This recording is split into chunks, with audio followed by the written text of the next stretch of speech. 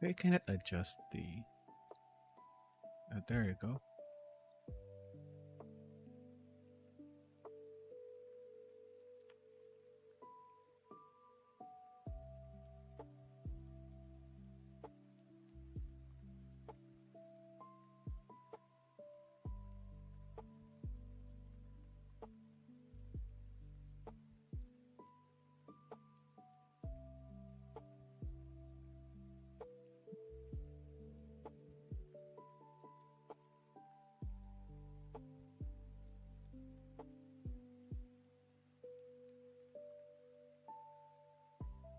Risk analysis. Mukhang piling ko may pagka-boring tong part na to.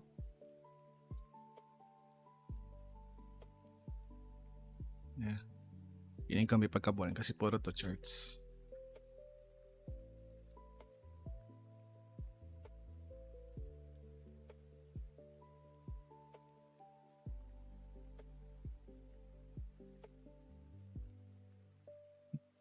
Why is it Canada trending today?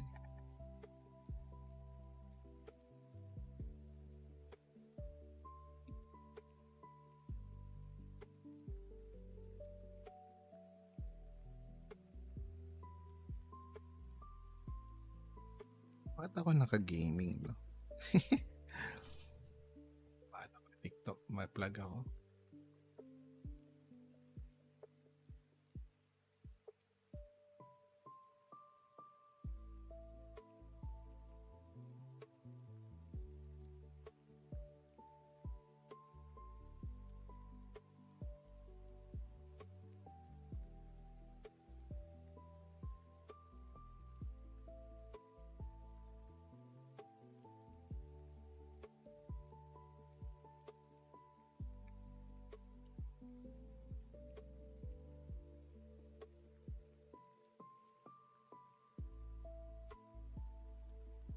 Ayun. So, okay na. Saan okay na? So, okay na.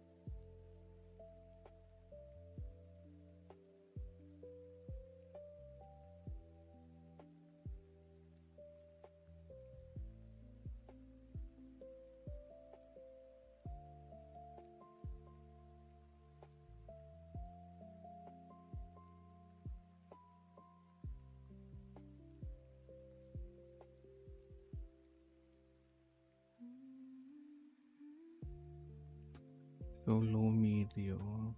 1, 2, medium. Ganito yun.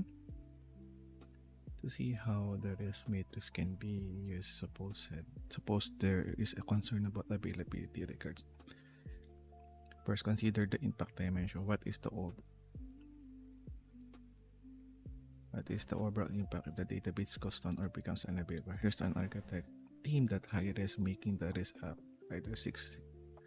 However, applying the second dimension likelihood of risk occurring, the architect realizes that the database on highly available servers in a cluster, so the likelihood is low. Kasi meron siyang parang scaling siya, The likelihood is low that would become unavailable. Therefore, the intersection between the high and impact low 3.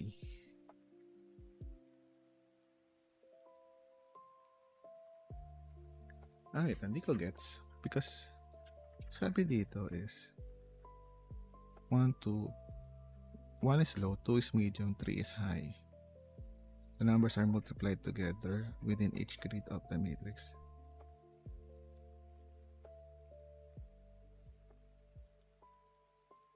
So how this one come up with the 3?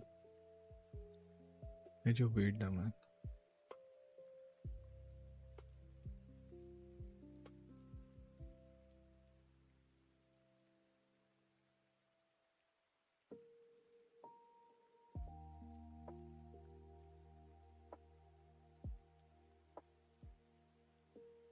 Likelihood occurring low, overall impact is 3. So 3 is high siya. Then multiply siya 6. I think that is either 3. Okay. However, applying the second dimension likelihood of occurring.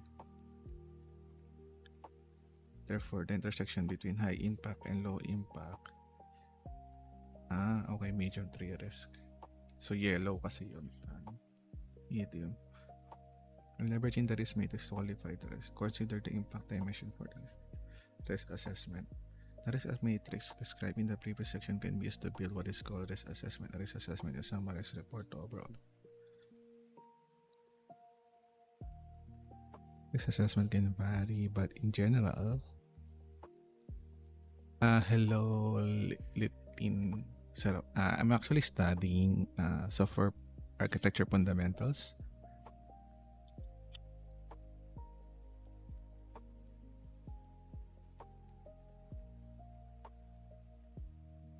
Risk assessment can vary greatly, but in general, they contain the risk qualified from the risk matrix of some assessment criteria based on service or domain areas of application. This basic risk assessment report format is illustrated in figure 10, 20-2, where light gray, 1, 2 is low risk, 3, 4 medium gray. What? 1 to 2 is low risk, medium gray, 3, 4 is medium risk. Okay, light gray 1 to 2 is low risk, medium gray 3 to 4 is medium risk, and dark gray 6 to 9 high risk. Usually are color coded green flow, yellow medium, and red high. But shading can be useful for black and white rendering and for color blindness. Medium gray 3, 4. Medium gray. Actually, I cannot tell which is medium gray here. Holy shit.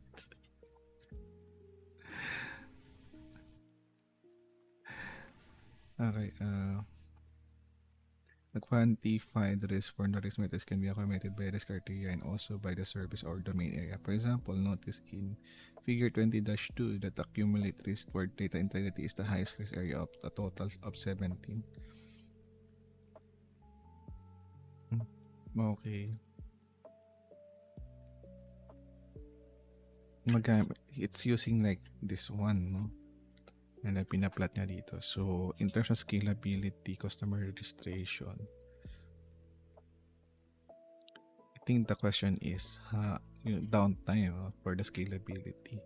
So, ano yung mga question that will impact the scoring?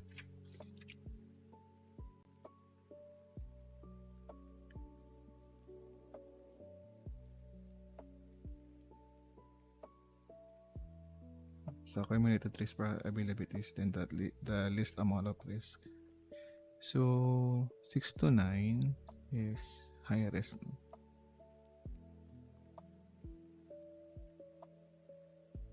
These relative numbers can be where ano ba to?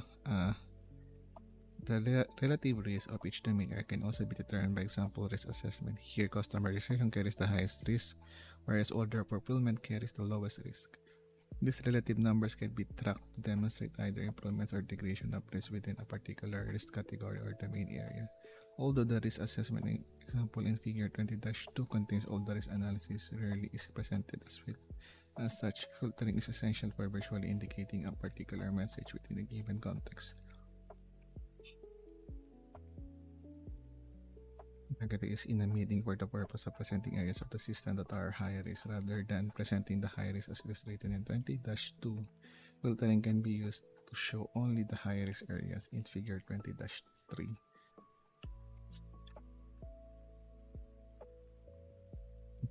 Okay. Kasi because 6 to 9 is high risk. So, yun lang yung display niya. Another issue with figure -20 is that assessment report only shows a snapshot in time. It does not show whether things are improving or getting worse.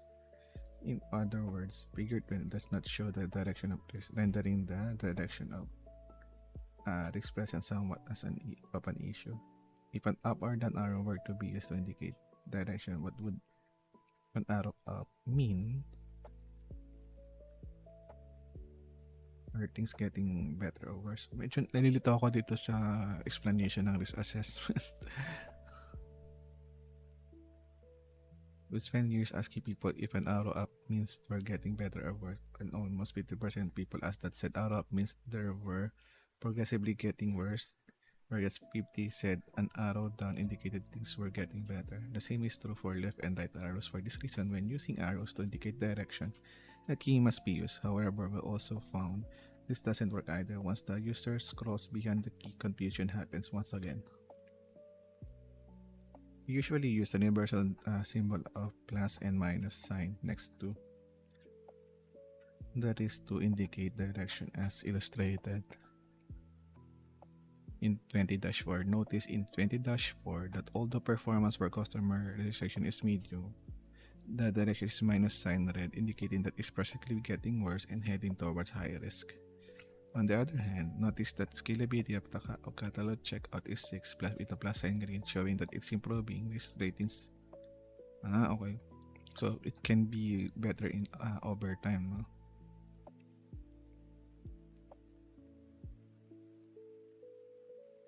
Yeah.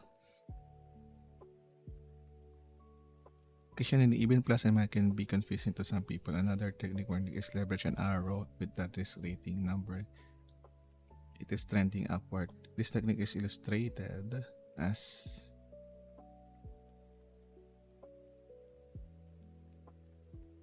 even make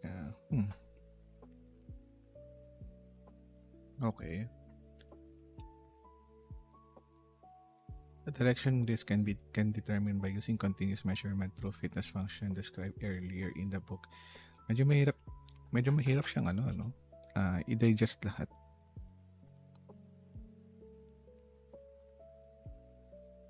Kailangan talaga siyang i-practice.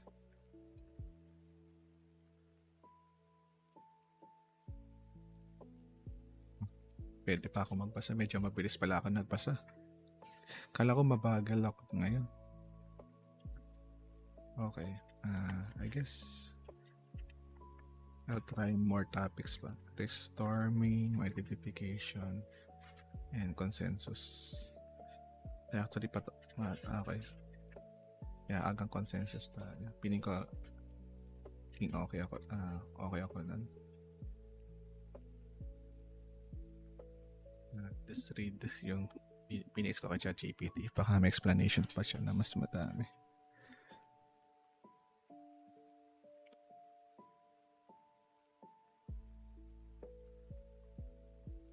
The problem is subjective. The book highlighted is this high risk or medium risk. Without structure, opinion dominate. Discussion loss, decision becomes inconsistent. This is Groundhog Day at different level. No decision repeating, but risk interpretation repeating. Solution risk matrix. Risk is evaluated using two-dimension impact, how bad if it happens, likelihood, how likely it will happen. Okay. Get it ko na. Structure. Ang galing naman talaga ito ChatGPT. Ang galing na mga LLM ngayon. Interpretation, low risk, medium risk, and high risk. Critical rule, evaluate impact first. Then this matters because humans tend to hello Yami. Good morning. It's okay. Everyone starts being a junior developer. This matters because human tends to underestimate likelihood, impact anchors the seriousness. Example from book, very important. Scenario central database. Impact high. If it fails, system breaks. Likelihood low because there is a high availability cluster. Final risk medium.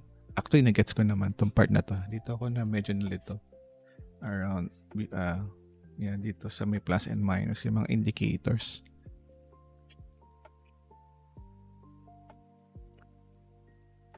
From matrix is assessment. Matrix gives individual scores. Assessment gives system-wide visibility. Risk assessment dimension. Risk criteria.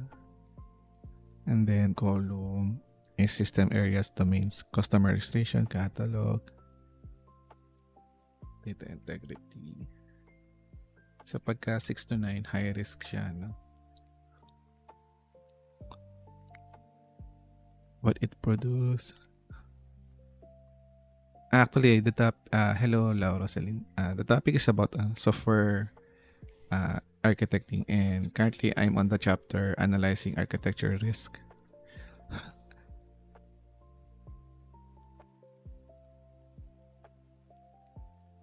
So I'm just reading. Why this matters. You know where to act, not just system. System is risky, but part. How do I practice this? Probably I'll try this at work. I try to, since we're also refactoring some core applications. Why filtering matters? Architecturally, stakeholders don't care about everything. True. You just need to provide you need to be straightforward for business people or management. They don't care the technical side of it. They care about what will hurt the business. True. This is true. Good architecture, communication, signal amplification. Problem. Risk snapshot is static. Book cost is out explicit. Risk assessment is snapshot in time. It does not show improvement, degradation, and trends. So yeah, this one in figure 20-3. So it does not allow improvement, degradation, trends. So direction of risk trend. Problem with arrows, ambiguous interpretation, requires legend or key. Users forget the meaning. Solution +1, then plus or negative, positive or negative signs. Improving, getting worse, non-stable. Solution 2, better arrow plus target number. Current 4 trending to 6, meaning it's getting worse. And then current 6 trending to 4, it's getting better. This one. Color enforces red worse, green better.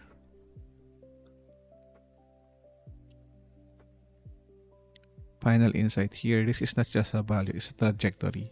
Fitness function integration, this is where things get powerful. This direction comes from continuous measurement. I really wanted to deep dive here for these fitness functions. I'm so curious about this.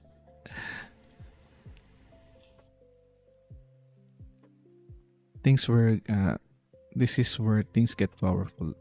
I'm going to do some more research about this fitness function and evaluate that continuous connection to earlier chapters. Fitness function automated governance. They also become risk detectors.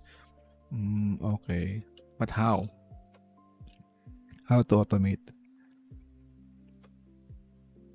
Example your context. You can measure execution latency, queue depth, retry rates, failure. Okay. So the higher the latency, and also the retry rates. Yeah, I think I need to monitor this in my project. This chapter introduces a major shift. Yeah, I'm getting information overload now.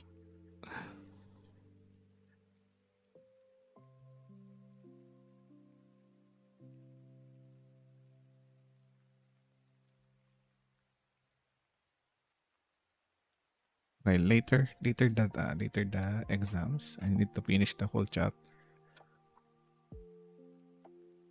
I need to send again the pages to ChatGPT.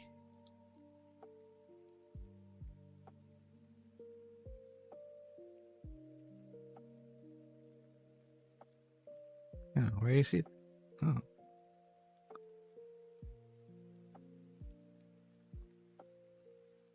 This is so weird. My mobile phone and chapter 20 are not the same. What on earth is happening here?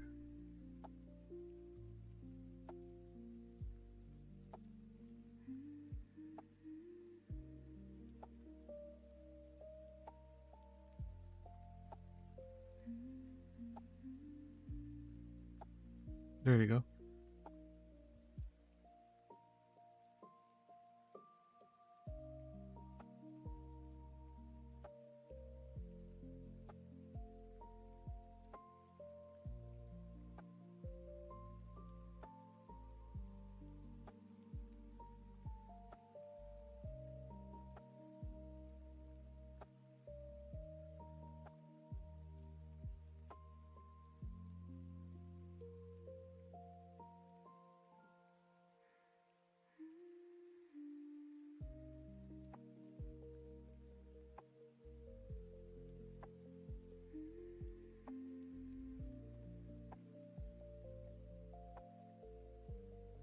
Thank you for the follow. I should have finished the entire thing. Oh, what the heck? Census.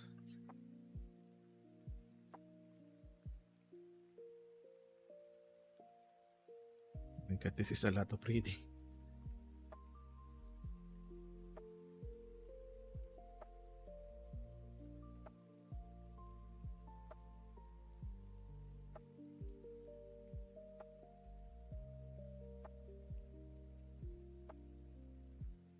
Okay, ilang page na lang? Still a lot.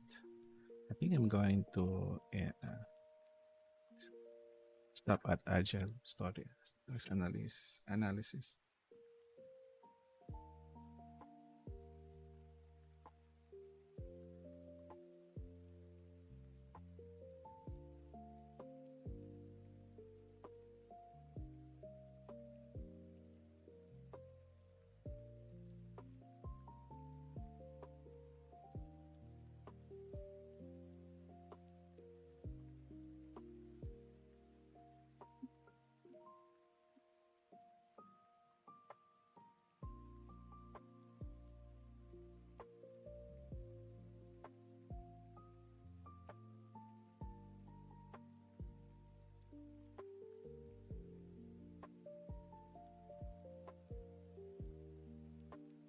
No architect can single-handedly determine the overall risk of the system. The reason for this is twofold.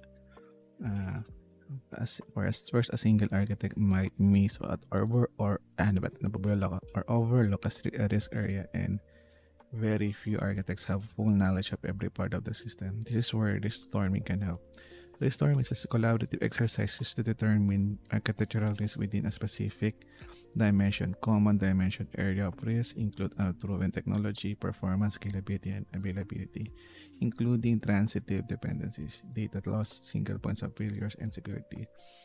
While most risk storming efforts involve multiple architects, it's wise to include senior developers and tech leads as well. Not only will they provide an implementation perspective to the architectural risk, but involved developers helps them gain a better understanding of the architecture. The risk storming efforts involve both an individual part and collaborative part. In the individual part,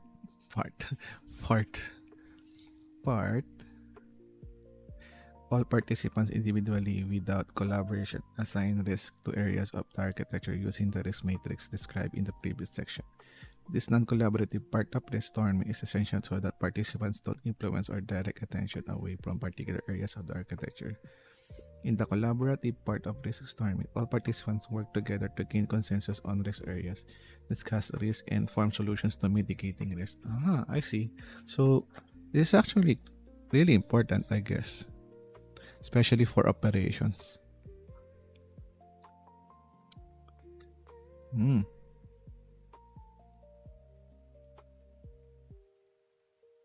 Architecture diagram is used for both parts of the risk storming effort for holistic risk assessment.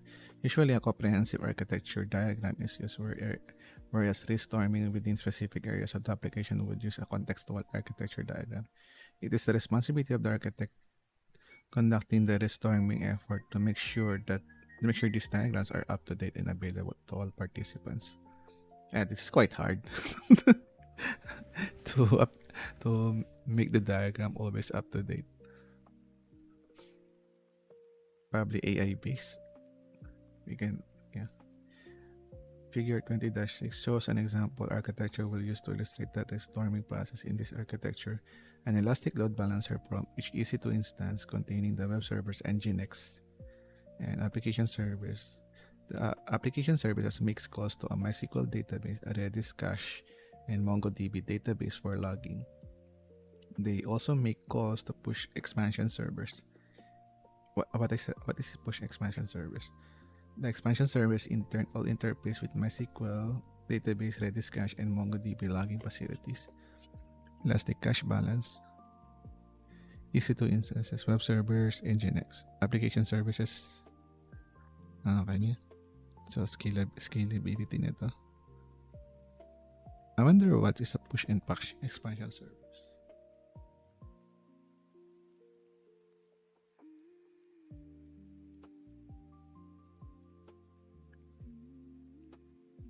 Pero ano to? Why is it related to games? Is it just a pub sub or something? I have a feeling. Okay, push servers. Yeah, it's a pub sub.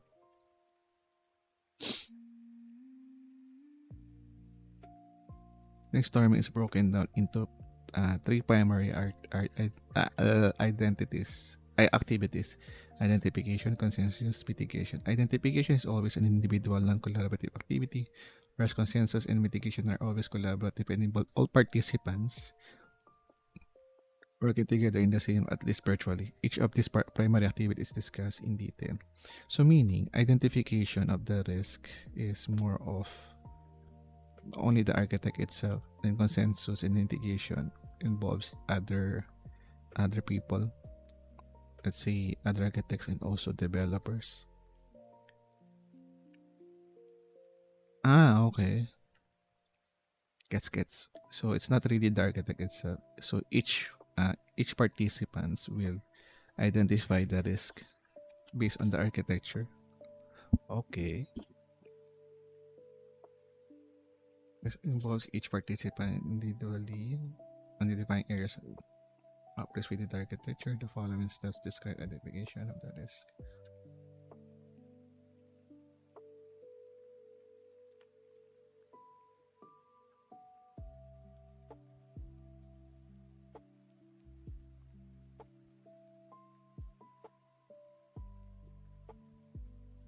Using the risk matrix described in the first section of this chapter, participants individually analyze the architecture and classify the risk as low and to which okay. Participants prepare small post-it notes with corresponding color green, yellow, red, and write down the corresponding risk number found on the risk matrix. Most risk effort only involve analyzing one particular thing such as performance, but there might be times due to the availability of staff or timing issues when multiple dimensions are analyzed within a single risk storming effort, such as performance, scalability, and data loss. When multiple areas are analyzed within a single risk storming, the participants write the dimension next to the risk number on the post-it.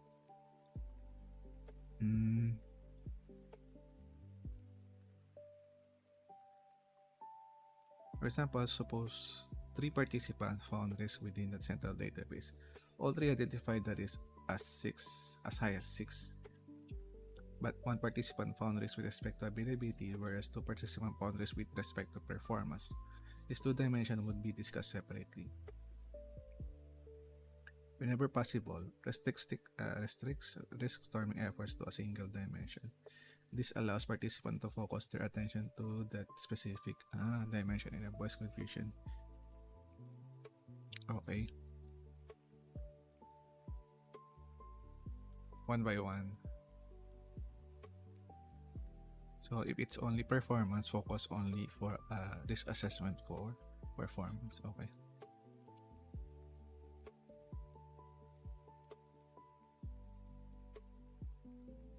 Haba pa. The consensus. The consensus sabi din.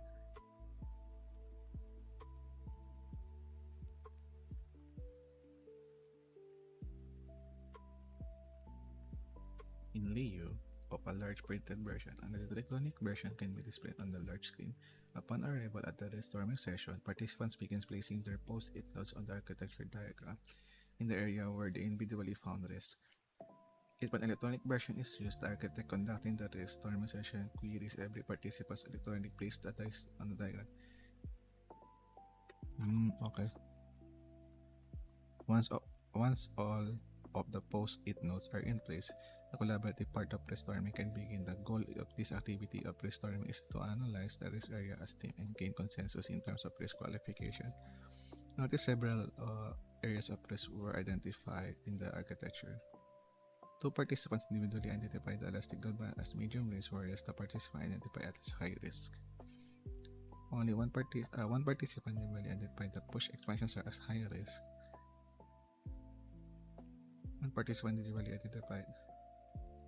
All other areas of the architecture were not deemed to carry any risk, hence there are no POSIT.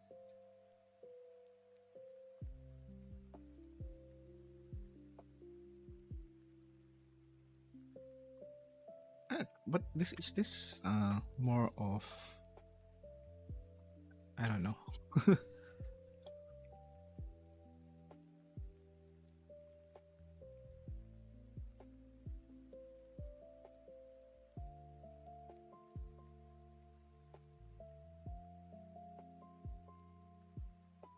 this case, the other two parties as the third participant why they identify as high risk.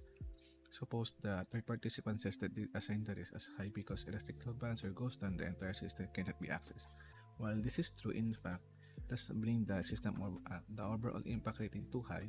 The other convinces that the third participant that there's low risk of this happening as after much discussion. The participant agrees, bringing that this level down to a medium. However, the first and second party might not even see a particular aspect of risk in the elastic bands or that the third depth. Hence, the need for collaboration within the activity of risk storming. Okay. Case in point, consider item 2 in the prior list where one participant individually identified the push expansion server as high risk 9, whereas no other participant identified them as risk at all. In this case, all the other participants asked the participant who identified the risk why they rated it as high. The participant says they have bad experience with push expansion servers, continually going down under high load, something this particular architecture has. This example shows the value of risk storming. Without the participants' involvement, no one would have seen the high risk until well into production itself. Item 4 in the list is an interesting case. One participant identified the Redis cache as high risk 9, whereas no other participants saw that cache as any risk in the architecture. The other participants asked why the rationale is for the high risk in that area. What is Redis cache? In this case, Redis cache was unknown to participant, hence the high risk in that area.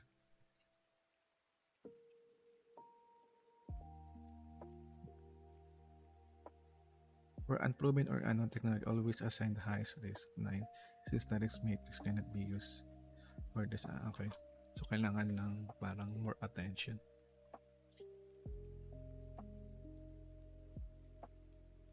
It's important to bring developers into this stormization. Not only can developers learn more about the architecture, but the fact that one participant who was in this case developer on the team didn't know a given technology provided the architect with valuable information regarding overall risk. This process continues until our participants agree on the risk identified. Once all post-it notes are consolidated, this activity ends and the next one can begin the final outcome of the activity.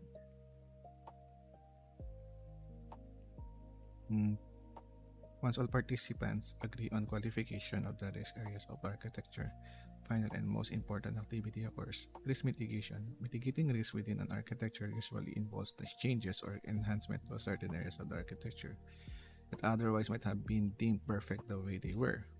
This activity, which usually collaborative, seeks to way to reduce or limit the risk identified in the first activity.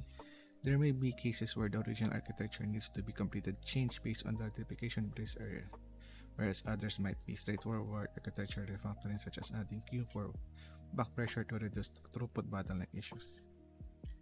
Regarding of the changes required in the architecture, this activity usually incurs additional costs for that reason. Key stakeholders typically decide whether the cost outweighs the risk.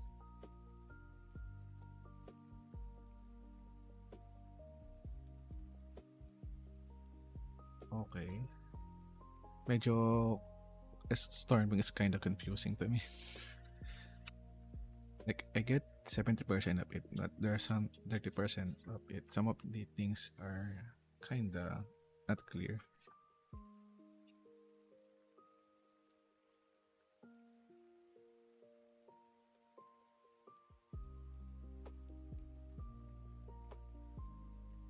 The business owner decides that the price tag is too high and the cost does not outweigh the risk. Rather than leaving up, the architect then suggests a different approach. What about skipping the cluster and splitting the database into two parts? It's reduced to 8,000 while still mitigating most of the risk. In this case, the stakeholder suggests to the solution. The previous scenario shows the impacts tree storming can have only but also with regard to negotiation between architects and business. Risk storming combined with the risk assessment described. Okay, I see.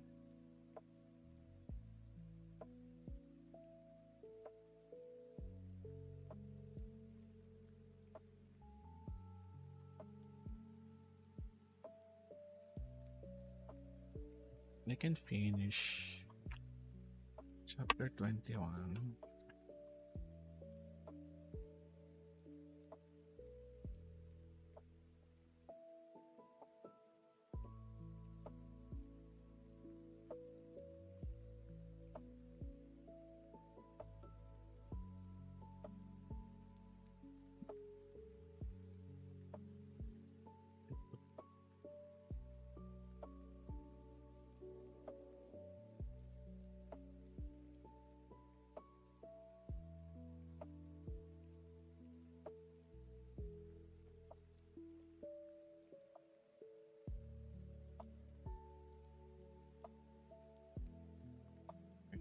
Three.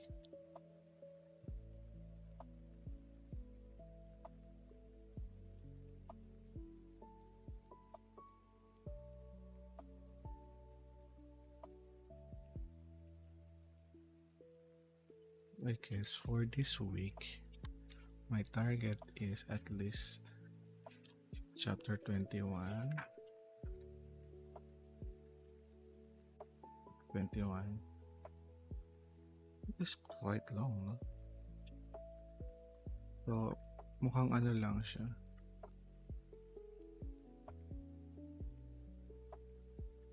Wait, 21. My target is 21 and 22. Then next week is... Oh. It's almost the last chapter na pala. Oh my god. Am I going to really finish this week?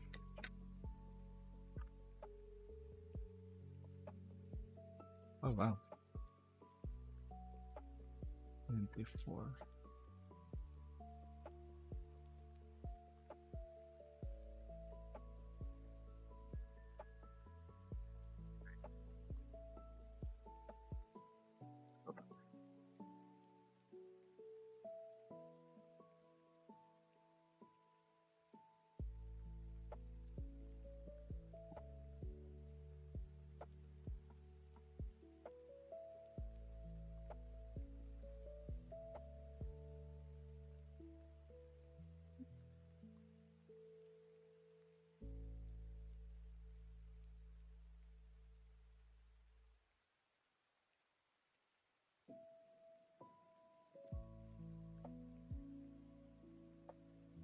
Huh.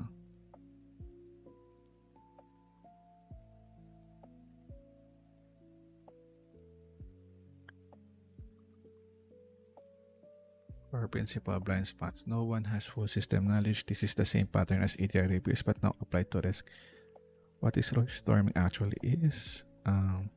Structured collaborative techniques to discover and qualify architectural risks, not brainstorming, not discussion. Methodological, methodical, data-driven risk matrix bias control. Risk dimensions, typical. Performance, scalability, availability, data loss, single points of failure, security, and proven. Very important. Unknown or proven technology, automatic, high risk matrix needed. Participants, not just architects, engineers, tech leads, why architects system view, there's implementation reality, insight, risk lives in implementation details, not just diagram. Structure of risk storming, phase 1, individual, non-collaborative. Each participant independently analyze architecture, assign risk using matrix, no discussion allowed. Why these matters prevent groupthink, anchoring bias, dominating personalities, controlling outcome. Collaborative participants share findings, discuss difference, reach consensus, propose mitigation. Inputs required. You must provide architecture diagram must be accurate and updated. Risk dimension, usually one risk matrix. Strong recommendation. Focus one dimension per session. Multiple dimension creates confusion, mixed reasoning context. Architect sense diagram, dimension session details.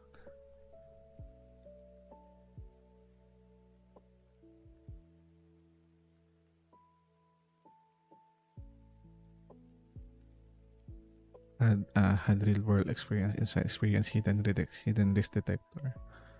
Without that person, risk would be missed. Okay. What is ready insight? Lack of knowledge, risk. Tama. Outcome consensus, risk consolidated, duplicates, merge.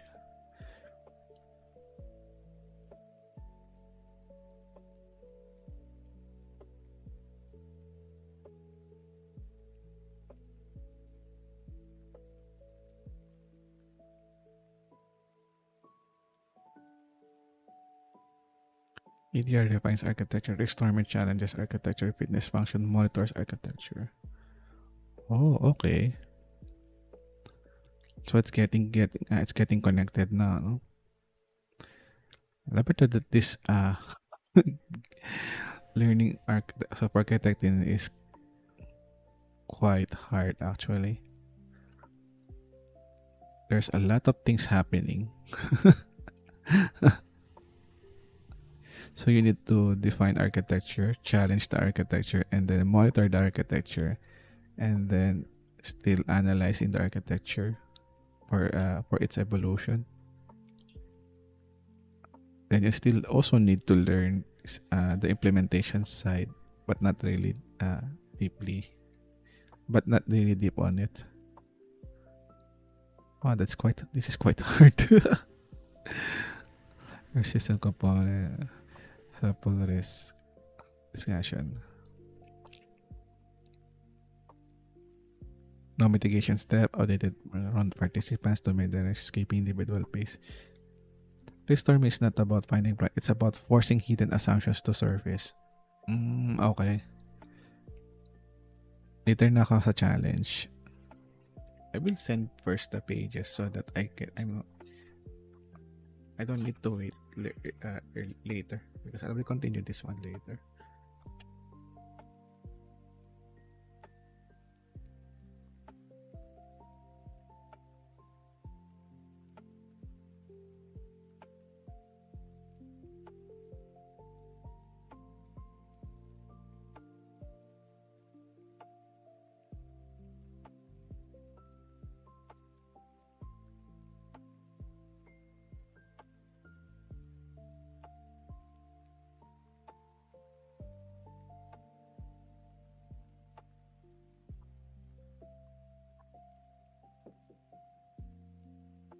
I wonder kung mayroon mga training, classroom training for software architecting.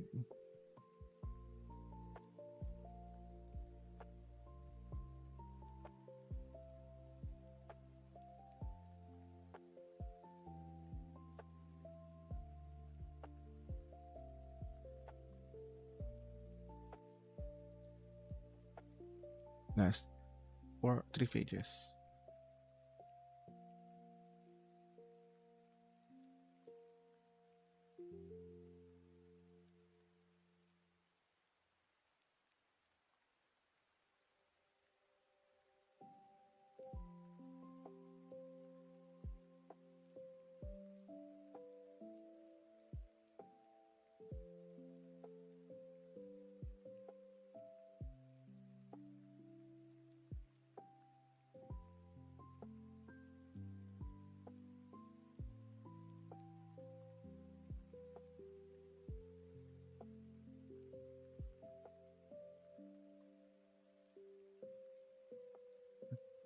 Let's see what's next. Diagramming.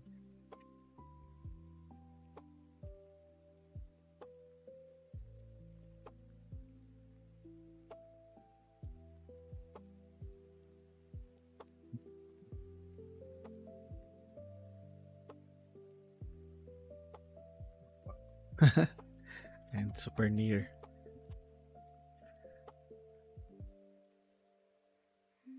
Super near finishing the book. Almost, yeah, for 2 months of reading. What the heck?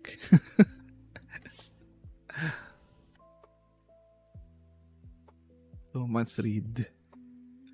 Holy shit. That was so freaking long. I guess that's it. So later I'll continue this and then probably I'll take also chapter 21. Today, okay, the rest of the chapter later and then chapter 21. And then tomorrow is chapter 22 and 23. And then Sunday is 24 if I can. And after that, full blast on LLM and AI until the end of year. Grinding mode for AI. Alright, that's it. Bye bye.